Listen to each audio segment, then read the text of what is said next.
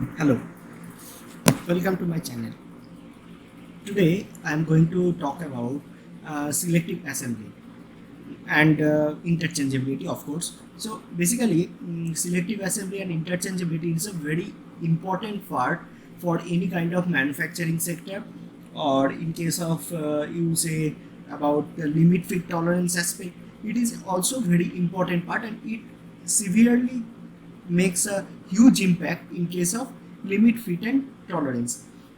So basically, our previous discussion was based on the basics of limit fitted tolerance. You have to you know that different type of tolerance, different type of their terminologies. What is the basic size? What is the nominal size? What is upper deviation, lower deviation? You get to know each and everything in my previous videos. Again, you get to know that what is different type of feet, hole basis system, sap basis system, then clearance feed, transition feed, interference feed. Then you also get to know that different type of tolerances, how tolerances are being calculated, what are the grades, and how they are being solved. That means how they are applied in normal engineering drawing. What are their applications? So these all topics we have already completed, and you can see my previous videos in metrology and instrumentation section, or that playlist. You can find all of these things through that channel.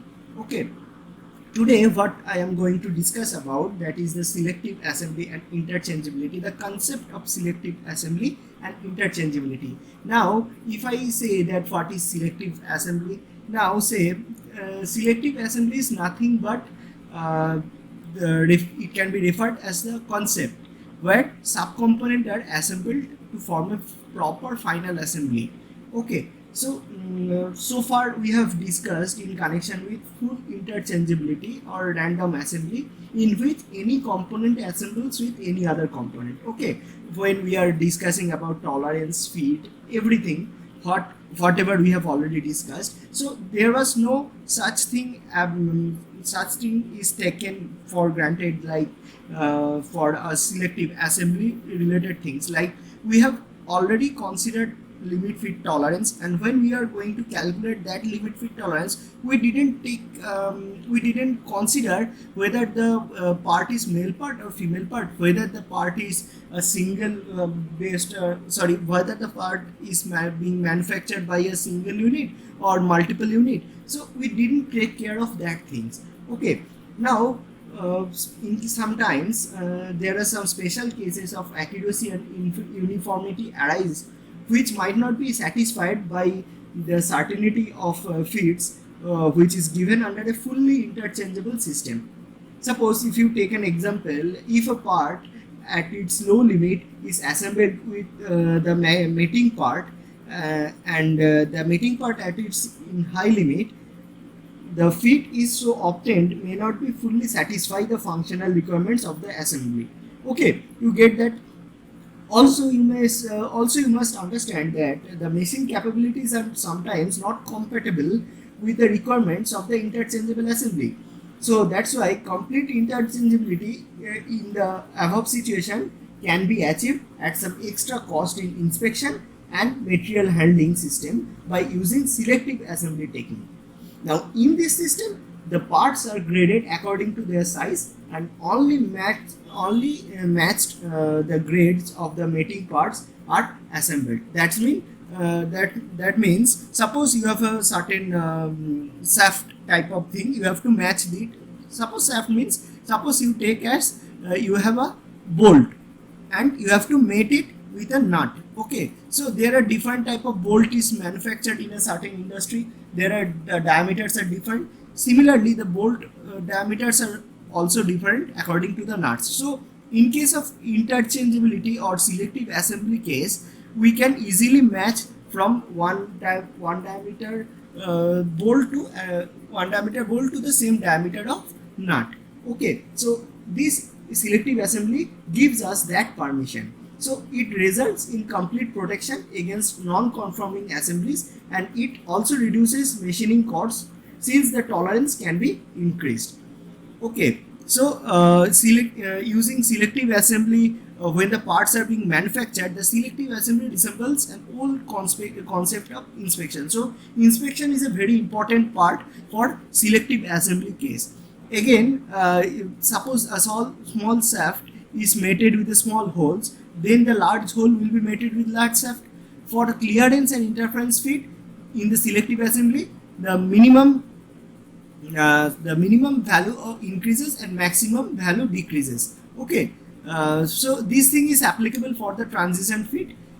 Again, in case of selective assembly, if the components are divided into different categories, then the group will be organized according to the size and dimensions.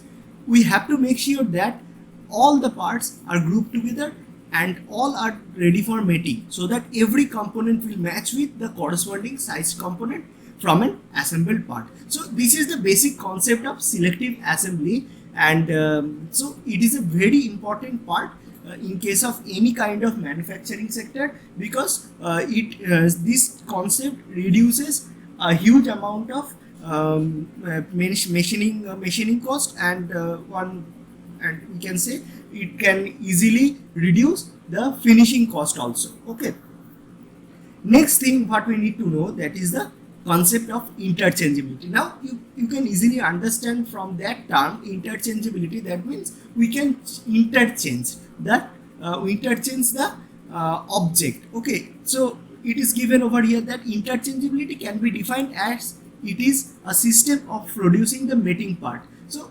interchangeability means the interchangeable parts, the ability to select components for assembling at random and fit them together with proper tolerance. So that is the interchangeability and interchangeable parts. And basically this interchangeable part, they are for practical purpose, and they must be manufactured identical. Okay, they are made to be specification that ensure that they are so nearly identical that they will fit into any assembly of the same type. One such part can freely replace with another without any custom fittings. Okay, so suppose company A is manufacturing one bolt of diameter 40, company B is also manufacturing and same type of bolt with same diameter. Company C is manufacturing the subsequent nut for mating with that bolt. Okay, now interchangeability assures you that nut made by the company C must be mating with company A's bolt and company B's bolt simultaneously. So it is very easy to understand that mating parts must be manufactured, and that mating part manufacturing, that concept actually comes from this interchangeability term. Okay, now interchangeability term, that is interchangeability of parts, was achieved by a combining of number of innovations and improvements in machining operations. Okay, now the invention of several machine tools, such as suppose slide raised lathe, then screw cutting lathe, turret lathe, milling machine, metal planer. This type of machine actually helps us to produce that interchangeable parts. Okay, now basically if I give an example, like in case of manufacturing, the ability to produce identical part at scale with machines such as screw cutting lathe is one of the factors that led to the industrial revolution and mass production.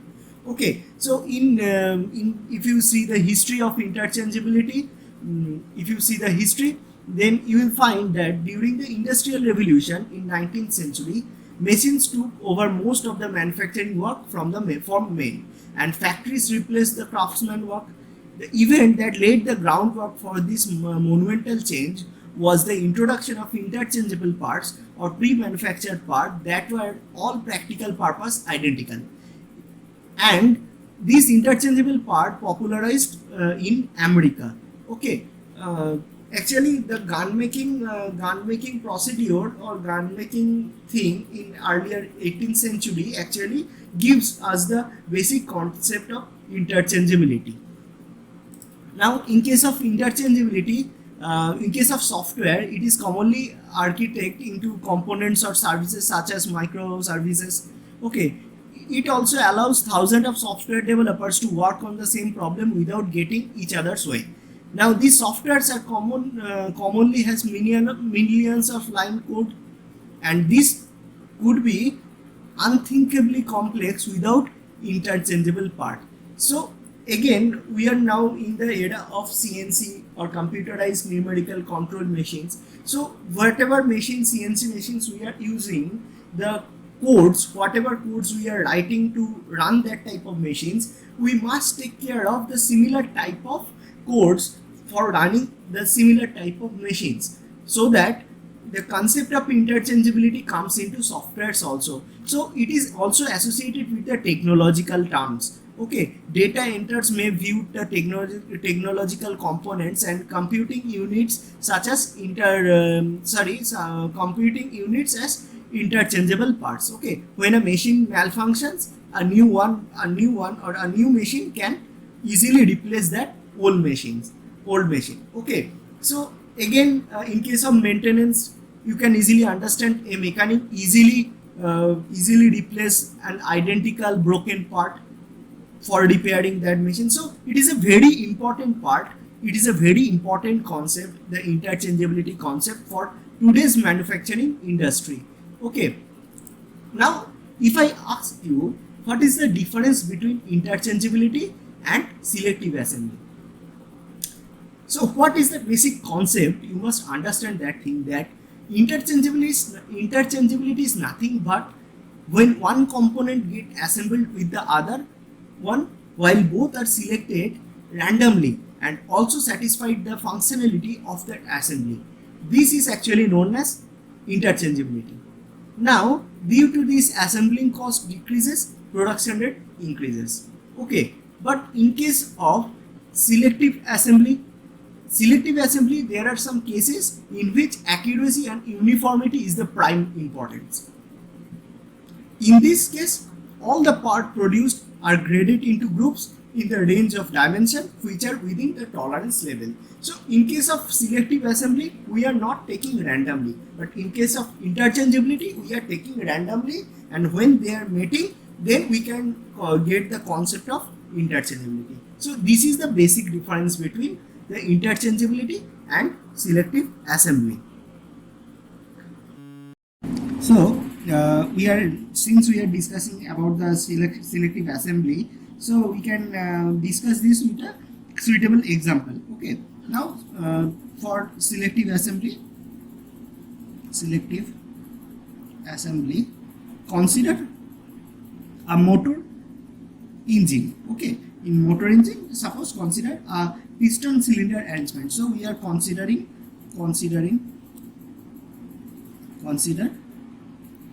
piston and cylinder arrangement.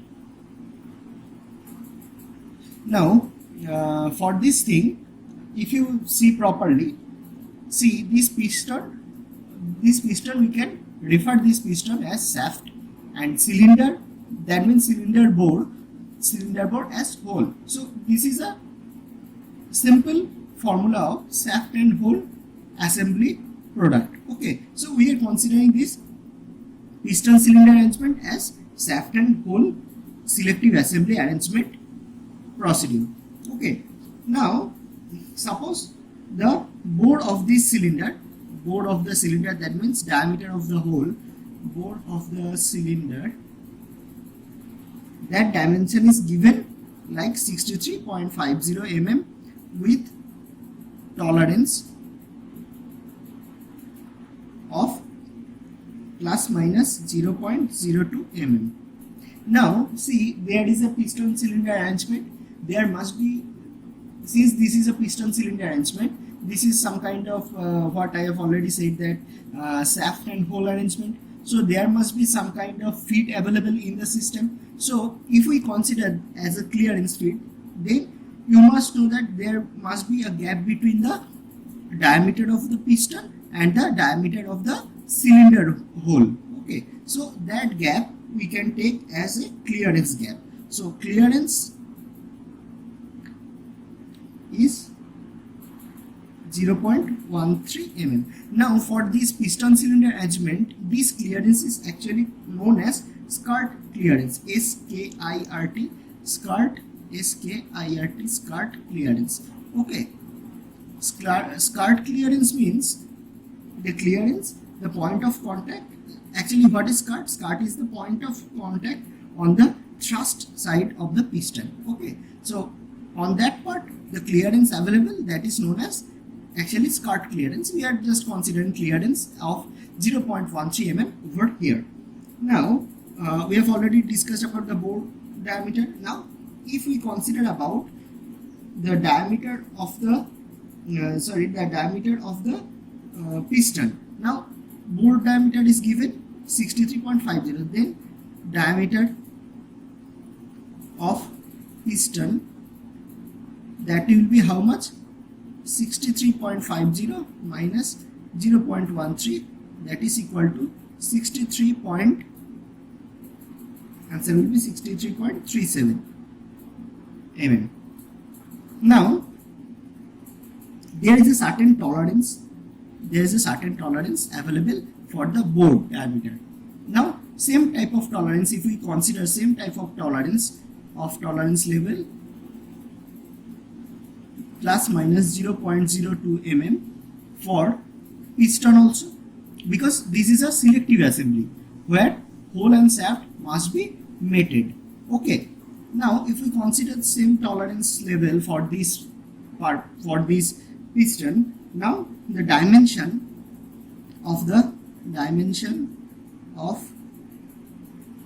cylinder, that will be 63.5 plus 0.02 minus 0.02, and cylinder, then piston 63.37 plus 0.02 minus 0.02. Okay, now we have to find out what is the maximum clearance. Maximum clearance means the largest bore diameter. Largest bore diameter means largest hole diameter. Largest hole diameter means this one, these two combining. So that will be 63.5. This is the basic size plus tolerance, that is maximum tolerance, that is plus 0.02, that means 52. Okay, 63.52 minus smallest piston. Smallest piston means this minus of this, the negative side. So it will be 63.35. So answer will be 0.17 mm. Now see, the basic clearance is given 0.13 mm and maximum clearance is 0.17 mm. So this is two limit. What we can easily understand, this is the two limit in which this system should stand for. Okay, then we can get out the what is the maximum clearance. So this is the maximum limit. Then we have to find out what is the minimum clearance. Minimum clearance means we have to consider the smallest bore. First we have considered the maximum bore or maximum hole. This is the maximum and this is the minimum. Now we are changing this. We'll divide it by minimum to maximum. Minimum hole to maximum shaft. Okay.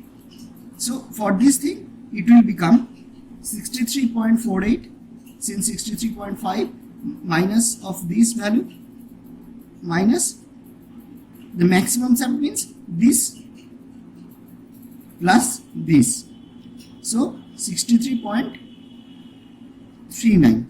So answer will be 0.09 mm. So this is the maximum clearance. So if you see properly, so your maximum limit is maximum clearance limit is 0.09 mm and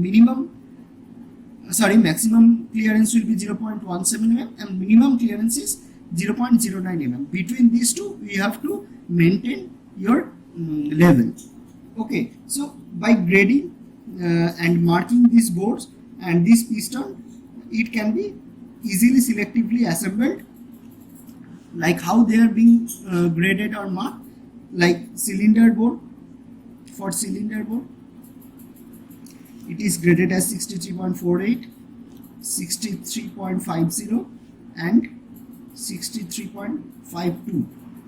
so this is the minimum mml, sorry, LML, and this is the mml. And for piston it will become 63.35, 63.37 and 63.39. so you can easily see this is the minimum level, this is the maximum level, and in between two you have to maintain your actual dimension. The actual dimension or basic size that is given over here. So the basic size or the nominal size, this is the 63.5 and 63.37, and actual size by measuring you can find either 63.52 or 63.48 for cylinder, or in between these two value, and for piston 63.35 and 63.39. so if any product during manufacturing, if any product falls below 63.48 for cylinder or becomes more than 63.52, it will be rejected. And for piston again same thing happens. If the value becomes less than of 63.35 and greater than of 63.39, it will be rejected. In between these two value, any object which is being manufactured can be accepted easily. So this is the basic thing what you need to understand, that how selective assembly being taken care of for different type of instrument where there is a male part and female part both to be mated in some kind of assembled product. And for manufacturing point of view, you have to take care of this maximum metal limit and least metal limit or LML. Okay, and you can easily find out this LML and mml from this tolerance grade and these dimensions what is given for the actual size. So we have already discussed about everything regarding interchangeability and selective assembly, and I have already given a practical example how to know about the maximum clearance and minimum clearance and how selective assembly or interchangeability things are being graded. So in case of we bundle up the total video lecture, so you can get to know about the interchangeable manufacturing, which can reduce the high cost of manufacturing. Again, interchangeability also helps you to find interchangeability also helps you to avoid excessive cost, but it is still used to maintain the required function by mechanical parts. Okay, now the usual method to have satisfactory variation in size without affecting the function is to give tolerance on basic size of the component so that a smooth system of manufacturing can run. And another important thing you must understand that basic size and nominal size must be same for all type of mating units. So interchangeability from this video you can easily understand the interchangeability gives you the concept of selecting random material and satisfying their mating with male to the female parts or making the assembly. But in case of selective assembly gives you the concept of grading different parts with respect to their range of dimensions, and they must be within their tolerance level. So thank you for watching this video. If you find any difficulty, you can easily comment under this video section. I have also provided some links in the description of this video which will help you to understand how selective assembly or interchangeability works practically. Okay, please like my channel, please subscribe my channel, like this video and share if you can. Thank you for watching. Please keep watching for more videos, and we will discuss about the limit gauge on our next video. Please keep watching and thank you.